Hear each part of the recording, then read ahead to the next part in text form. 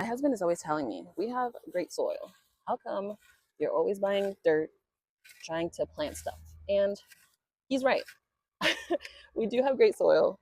We're going to plant right here into the soil and be chaotic. If you know me, then you know how chaotic I like to be in the garden. I feel like more people need to just have fun with gardening and it won't be so daunting, you know? Just have fun, man. So I'm just digging, loosening up the soil. It helps that today was a rainy day and I do have some extra soil from things that did not grow and grow bags that are just holding up space and dirt. So I'm going to add that here. Here I have some fertilizer. I have a 2-to-1 ratio. I have 2 parts all purpose and then 2 parts bone meal. This is going to help with the root development so that you can grow some nice, deep, strong plants. And then this is going to be for the overall health of the growth of the plant and then the fruits and all these things. And then after that, I will be adding some fast-acting soluble fertilizer. But to start the seeds, I'm just doing these 2. Nothing too fancy, nothing too crazy. I have this bag of dirt. There used to be some sort of plant in here. Not sure what exactly, but I'm gonna make a mound here, and then I'm going to add a good cup of fertilizer. Then I'm going to mix that into the dirt, and then we're gonna get some seeds. I am in zone 6A, 6B, so I usually just say 6. If you are in a colder zone, then adjust with the timing, and then if you're in a warmer zone, same. All right, so I have a few pumpkins here, and the chaos in me wants to just plant all of them, which is 5. Should we do it? I think we should. We have nothing to lose. I'm gonna do 1 seed each, and we'll find out when they grow which is which, because oh well. We're losing 1 seed. It's gonna be okay. All right, and because this was a last minute idea, obviously I didn't soak these, I didn't do anything to them. So I'm just going to snip the top here to promote growth. And then I'm going to plant one right here. Oh, I'm sorry, that was this kind, Gerardale. Let me know in the comments how you pronounce this, because I don't know. Okay, this is the Gerardale pumpkin. All right, and it takes about 95 to 100 days to mature.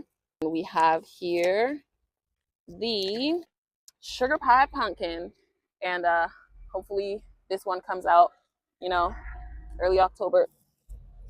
This is 90 to 110 days to maturity, and then that way I can make some pie with it. All right, we're gonna put this one here, and if some of them grow, that would be awesome. If all of them grow, that would be great. If none of them grow, I'll survive. We'll plan better next year. This is the Valenciano pumpkin. This one is 110 days to maturity. Snipping the top here. Gonna put this one in the middle. This here is the jack-o'-lantern. Jack-o'-lantern. This is 110 days to maturity. Oh wow, this seed is very flat. Okay. All right, we can grow here. And then the last one is the biggest one. This is a Cinderella pumpkin. I'm very excited about this. It's 110 days to maturity.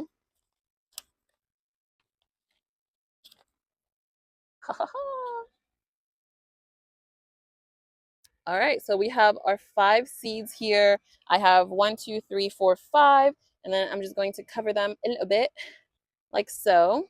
I'm gonna cover this now with the rest of the soil that I have. I have like another half bag over there, and then I'm going to water it and then cover it back with the hay that I have covering my walking patch. So here, I'm not gonna cover too much because I do want them to come out, but I also don't want the birds to dig through here. All right, let's water. I had this pot just sitting by the vent there. It rained today, so I have some rainwater in here. Why am I like this? Who knows? We can ask my mother. And now let's cover with some hay. Lightly cover for some moisture retention. And let's remember that we planted this, yeah? I'll check back in with you guys and make sure to like and subscribe so that you can see the progress of these pumpkins. Hopefully by the end of like mid to end October, we'll start harvesting. But let's see how it grows. See you guys in the next video. Bye.